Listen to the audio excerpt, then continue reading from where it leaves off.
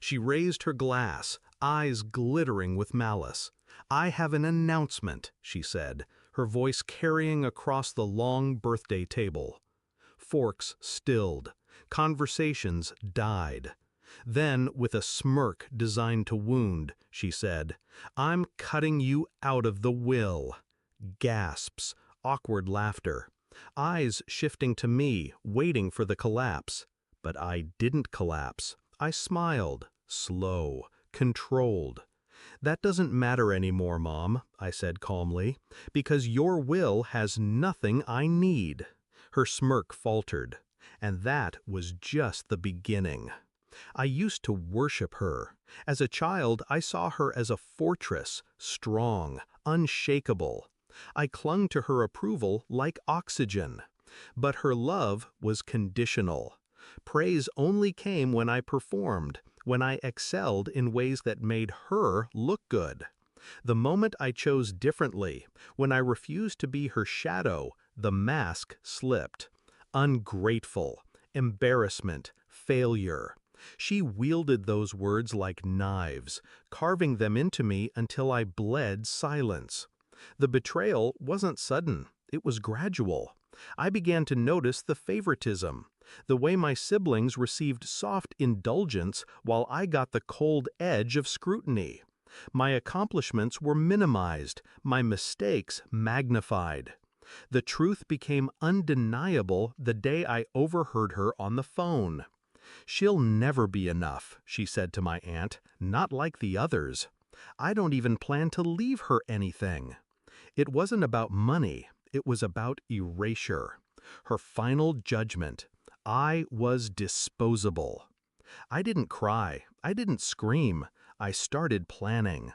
I played the role she wanted, the quiet disappointment, the black sheep, all while building my escape. I worked, I saved, I invested when no one was watching. While my siblings wasted, I accumulated, quietly, relentlessly. And then, the move that changed everything. I bought her debt. Her mortgages, her credit lines, even the medical loans she thought were secured. One by one, I acquired them, tucked neatly under a shell company. On paper, the creditors looked faceless. In reality, every penny of her future ran through me. She didn't know, not until tonight. So when she stood at her birthday dinner, raising her glass, waiting for my humiliation, I was ready. "I'm cutting you out of the will," she declared. Her smile widened, waiting for my crack. Instead, I leaned back, my voice calm. "That doesn't matter anymore, Mom, because your will has nothing I need." Confusion rippled. My siblings frowned. My mother narrowed her eyes. "What's that supposed to mean?" she snapped. I placed a single envelope on the table, slid it across the linen. "Read." She opened it. The color drained from her face. Mortgage contracts, loan agreements, deeds, her signature on every one, now under my control. She whispered. "Yes," I cut in, "every debt you own is mine now, legally, quietly. You cut me out of the will? Fine, but I own everything you thought you'd pass down." Gasps circled the table.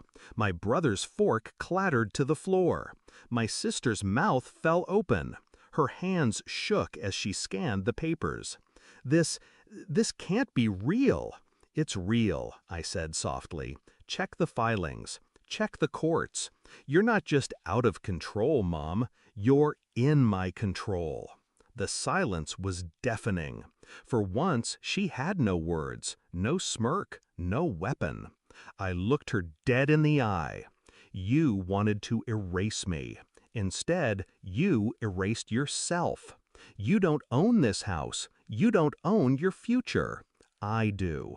Her voice cracked. You wouldn't throw your own mother out?" I tilted my head, calm, precise. "Family doesn't discard each other in public. Family doesn't humiliate their child on their birthday. But you did. So why should I show mercy? Her glass slipped from her hand, shattering across the floor. I stood. This dinner is over. I walked out, leaving her trembling, my siblings frozen, the weight of truth pressing against every wall of that dining room. Now, looking back, I feel no guilt. For years, she thought she was untouchable, that her words defined me, that her will controlled my worth. But worth isn't written in inheritance papers. It's written in what you build when no one believes in you. I built freedom, power, control, and when the moment came, I revealed it, with the calm she never had. So when I smiled that night, when I said, "That doesn't matter anymore, Mom, because your will has nothing I need," it wasn't defiance, it was justice.